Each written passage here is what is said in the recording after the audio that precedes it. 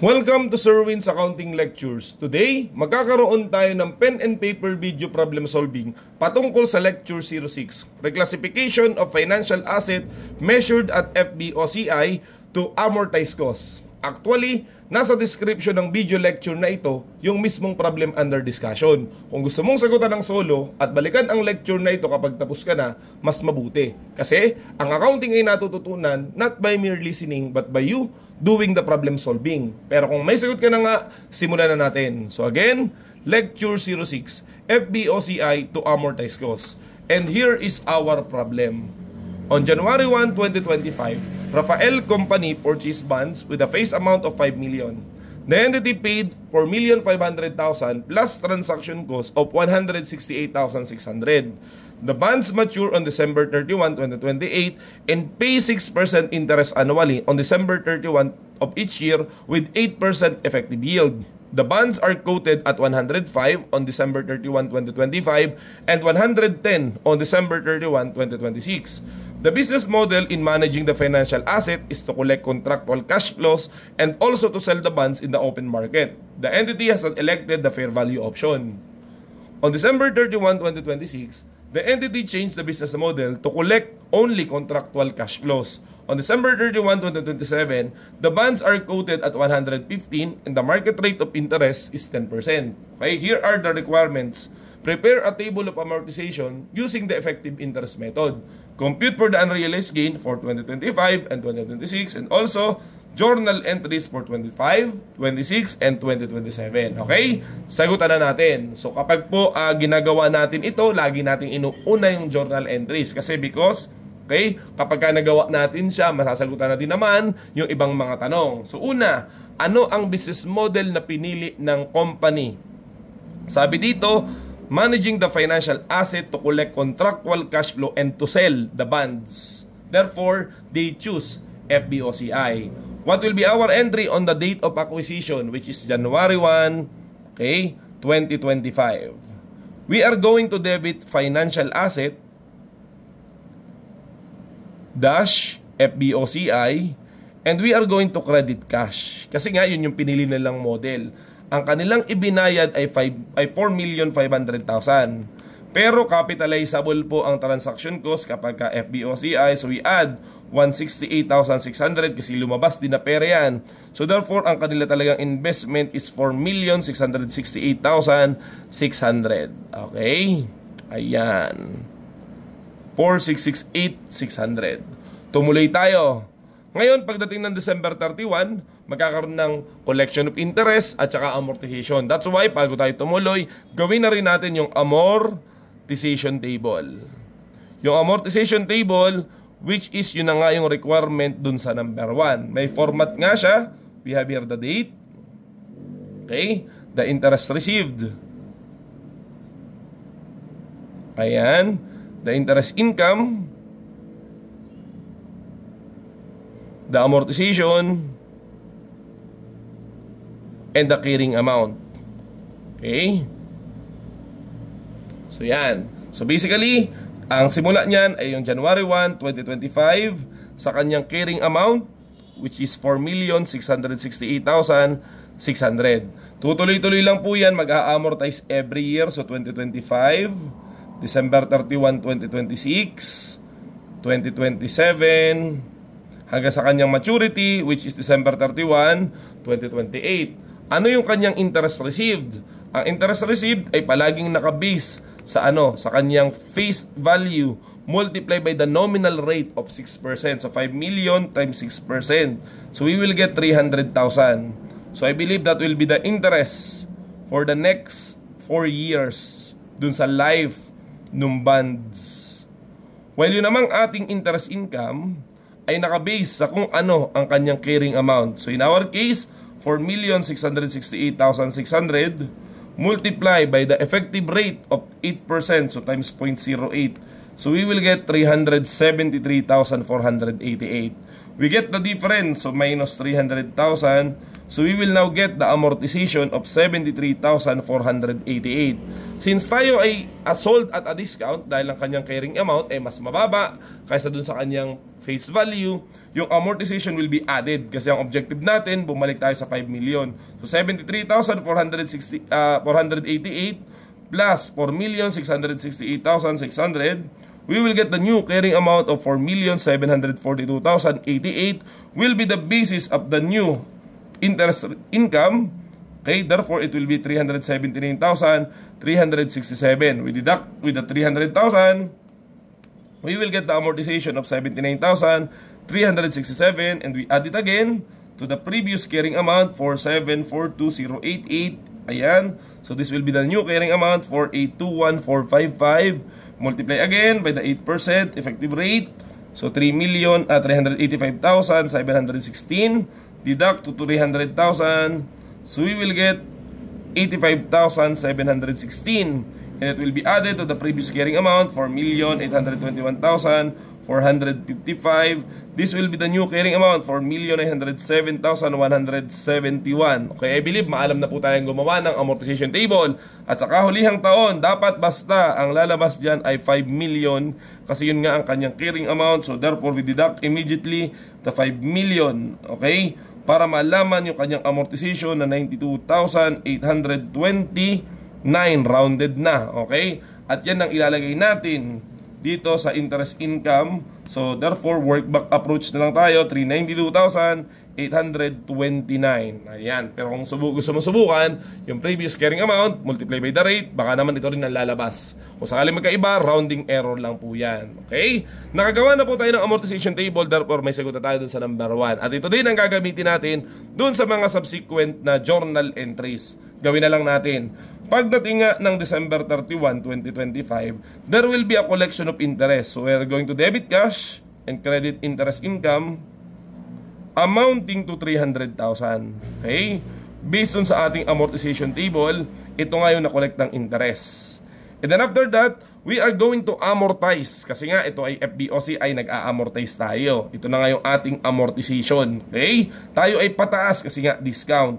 That's why we are going to debit financial asset, okay, dash FBOCI, and we are going to credit interest income amounting to 73,488 para talaga mapansin na ito yung totoong interest income natin, 300,000, 73,000. So pag i-plus mo, yan yung lalabas.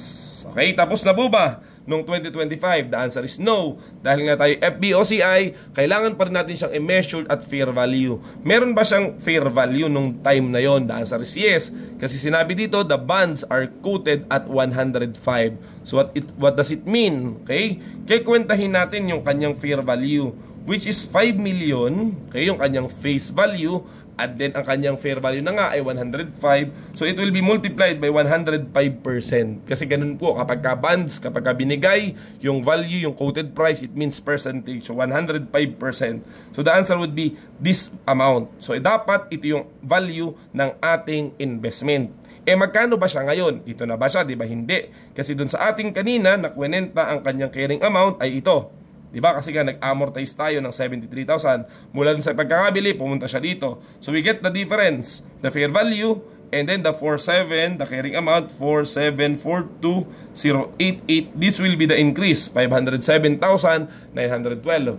Anong magiging entry natin dyan noong December 31, 2025? We are going to debit financial asset dash FBOCI, and we are going to credit unrealized gain dash OCI 507,912. Kasi nga tumaas ang kanyang value. Ayan. So I believe yun na po yun. Tapos na nung 2025. Tumuloy na tayo ngayon nung 2026. Okay? December 31, 2026. So ano ang mga nangyari dyan? Same pa rin, makakakuha tayo ng cash. Kasi nga ito ay debt investment. Meron po yung regular na interest received amounting to 300,000. Dahil sa FBOCI, magkakaroon pa rin tayo ng amortization. So we still debit financial asset, okay, dash FBOCI, and credit interest income. Yan. amounting to 79,367. 79,367. Okay, kasi nga may amortization pa rin. Kahit na bago ang kanyang fair value, let's say pumunta tayo 'di ba doon sa 105% niya. Okay? Hindi po nababago yung amortization. Therefore, as if normal lang. So kung ito yung amortization last year, the following year, yun naman yung kasunod na magiging amortization niya. Okay? Let's move on. Pero syempre, dahil nga ito yung FBOCI, hindi man nababago ang amortization. Ang nababago naman dito is yung changes in fair value. Hindi baga, nung una, 105 siya, naging magkano? 110. Therefore, there is again an increase in its fair value. That's why we are going to debit financial asset, okay, dash FBOCI, and we credit again unrealized gain dash, okay, OCI. Ang tanong naman ay magkano? Okay? Hindi ba kanina? Yan. So ang kanyang value, 'di ba, 5 million, minultiply natin sa 105% nung December 31, 2025. After this entry, the value of the investment is 5,250,000. So ito yung value niya. So anong nangyaring kasunod? 'Di ba nag-debit ulit tayo ng 79,367. So we have to add kasi nag-debit tayo 79,367. In short, ito yung kanyang carrying amount, not the carrying amount here. Not the carrying amount dun sa amortization table ng 2026, hindi po ito. Bakit? Ito yung carrying amount kung sakaling wala tayong changes sa fair value. Dahil may changes, hindi natin yan susundin. But rather, ito yung kanyang carrying amount. The fair value on December 31, 2025 plus the amortization on December 31, 2026. So again, that it's fair value, that is the carrying amount, okay, nung December 31, 2026. Pero hindi nga kasi yan yung gagamitin natin, di ba? Ang gagamitin natin is yung kanyang fair value na 110. So we have to compute 5 million times 1.1 kasi 110%. Its fair value really is 5.5 million. So we get the difference of the two para malaman yung additional increase. So 5.5 million minus 5,329, okay, 367, yan na yung increase ulit. Yan yung dagdag na unrealized gain na 170,000, okay, 633. So atin uling observe, ating discuss tayo, okay? Kapag ka FBOCI, nag-a-amortize talaga siya based on sa original amortization table. Pero dahil nga siya fair value measured at fair value, kung may changes sa fair value, we still recognize the changes through unrealized gain, OCI, by comparing the previous carrying amount with the new or the updated carrying amount, which is yung 5.5 million. Okay, I believe yun na po yung mga entry dun sa sa FBOCI. Kaya tumuloy na tayo. Hindi ba't nung 2026 nagpalit na siya ng business model? Sabi niya, ayaw na daw niya ng to sell the bonds in the open market. Sabi niya, gusto ko to collect only contractual cash flow. Kaya tama talaga yung problem from FBOCI, ay lilipat na siya sa amortized cost. Ang tanong na kasunod, ang effect ba nun ay 2026? The answer is no, kasi ang sabi ng standard, kung sakaling may changes in business model, ang effect niyan ay the beginning of the next accounting year. So in this case, hindi 2026, but rather January 1, 2027. So therefore, January 1, 2027, we will be having our entries. Ayan, so gawin na po natin. January 1, 2027. Ano pong meron dito? We are going to reclassify it. Okay? First, tatanggalin natin yung unrealized gain kasi nga mawawala si FBOCI. So we debit, we first reclassify, okay, the investment bago yung unrealized gain. Nanay muna, yun munang investment muna. So we debit investment in bonds, and we credit financial asset, okay, dash FBOCI. So again, ano po yung binabanggit natin? Tatanggalin natin yung investment kasi nga nagre-reclassify tayo. Magkano nga ang kanyang fair value nung time na yon? Hindi ba't ang sabi 110? Di ba yung 110 times the face value of 5 million, we get, okay, 5,500,000. So therefore, that will be the debit to the investment in bonds account and credit the FBOCI. After this entry, wala na bang value sa FBOCI? The answer is yes. Okay? Tapos na po ba tayo doon? Hindi pa. Ito yung binabanggit ko kanina. Dahil nawala na si FBOCI, dapat mawala na rin si unrealized gain. That's why we debit unrealized gain, okay, dash OCI. Kasi nawala na yung nanay, kailangan mawala na rin yung anak. The fruit follow the principal. Okay? Magkano nga ulit yung value ng ating unrealized gain? Kung ating kikwentahin, ang una nating credit sa kanya ay 507,000. Okay? 507,912. Okay? And then, nag-credit ulit tayo ng isa pa, ng 170,000. Okay? 633. So, yan yung total na credit natin. Dahil ang unrealized gain ay real account, existing yung total amount na yan dahil real account. So, that's why we are going to debit unrealized gain dash OCI 678,545. Ano ang kapartner?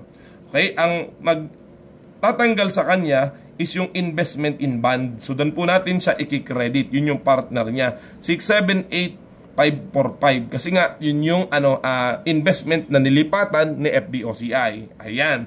So, tapos na. Nawala na yung unrealized gain dash OCI. Next question. How much now is the value of your investment in bonds on the date of reclassification? Ang ibig kong sabihin, hindi ba nag-debit tayo ng 5,500,000? Ito yon. At nag-credit tayo ng 678,545. Magkano ang balance ng investment in bonds after doing that? So we compare, we deduct. Okay? So the answer would be 4,821,455. Question, hindi ba't yan din yung carrying amount noong December 31, 2026, which is the January 1, 2027?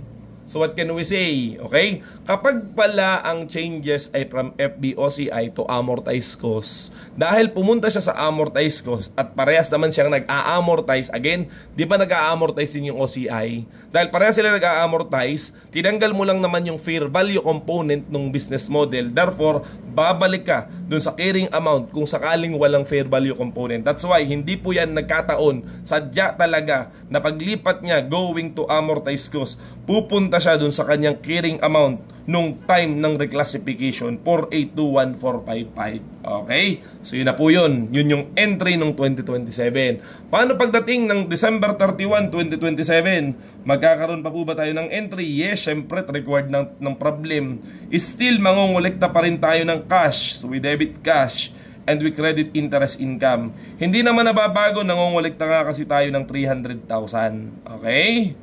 Moreover, magkakaroon pa rin tayo ng amortization. Sa case na to, hindi tayo gagawa ng bagong amortization table, but rather tuloy lang tayo. So we debit, okay? This time, hindi financial asset, FBOCI, kasi nabago ng investment. Without debit, investment in bonds. Okay?